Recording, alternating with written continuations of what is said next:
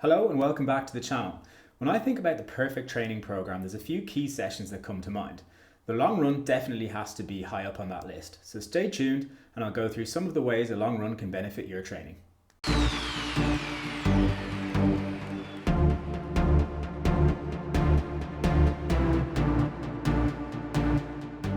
Before I get started, please make sure to hit the subscribe button and the little bell notification so that you don't miss out on future videos. And go ahead and give this video a little like if you find it beneficial and it's something you'd like to see more of. So what makes a long run a long run? My long run might be a short warm up to someone else. So you just have to look at it as that one session that's significantly longer than all your others. An easy way to work it out is to maybe add 25 to 50% to your average run. So if you run for an hour, your long run's going to be an hour and a quarter to an hour and a half. And this is sort of an easy way to give a little bit of structure to the amount of volume, and it'll also help you with load management. Some people look at it as just being that one session in the week where you do the largest majority of your running, but that's sometimes a little bit hard to structure and it's hard to kind of proportion all the time. So giving it that 25 to 50% extra rule is something that'll help you stay on track. So why are long runs so beneficial? Well, time on feet and volume of running is something that's a powerful stimulus for adaptation in your muscles and ligaments. So with adequate recovery, if you're progressing the length and time that you spend on your feet, your muscles and ligaments will become stronger and they'll become more resistant to injury. In addition, spending large volumes at submaximal intensities really help promote adaptations in the aerobic system with fuel efficiency and a whole host of other physiological mechanisms and processes that are really beneficial for overall endurance. Some of these simply cannot be achieved with harder sessions that are shorter, and low intensity volume work is really the only way to get them. So how often should you do a long run?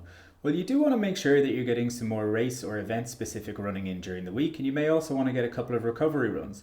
So it might be quite hard to fit more than one long run in a week. And as we mentioned before, recovery is the key to getting all of its benefits. So doing one long run a week is probably enough to start with, but if you can manage more, that's fantastic. But just make sure that you don't overload and do too much too fast. Long runs can actually be a lot of fun. They're a fantastic way to get out and explore and to set little challenges like personal distance challenges, personal sort of time challenges, and even doing something like an A to B. You might want to run across your city or maybe run around a particular park or lake or something. And this is a really nice, fun way to get out and build some volume. And there's very few running programs that are successful that actually leave out having a long run in there on a regular basis. So how do you get the most out of your long run? Well, my first tip is to bring a friend. This will make it sociable, it'll make it fun. And these long runs should be done at an intensity that's a little bit lower than other runs so that they don't place too much wear and tear on your body.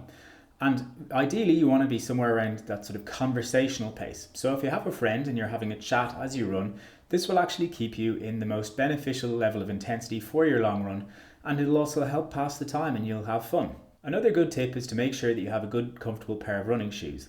These sessions are going to be longer than your usual sessions, so any potential rubbing or pressure points are going to tease out blisters a lot easier. So you just want to make sure you have a pair of shoes that you're comfortable in and they're not going to cause you any major discomfort and prevent you from getting in the extra distance you want.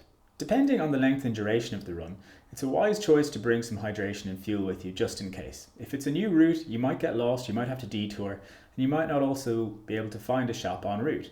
So just having these things with you can prevent major disasters and allow you to have a little bit of confidence that you can go a little bit farther and you have the supplies to make sure that you can get home again. If you're not doing long runs, it's definitely something you should start doing and something you should really consider adding to your program. Just be careful, use a little bit of common sense that you don't do too much too soon, because you want to make sure that you build it up nice and slowly to avoid any potential injuries. Let me know in the comments below how often you do a long run and what sort of distances you get up to. I hope you enjoyed this video and I hope it encourages you to get out there and explore and get some long runs in. Until next time, enjoy your training.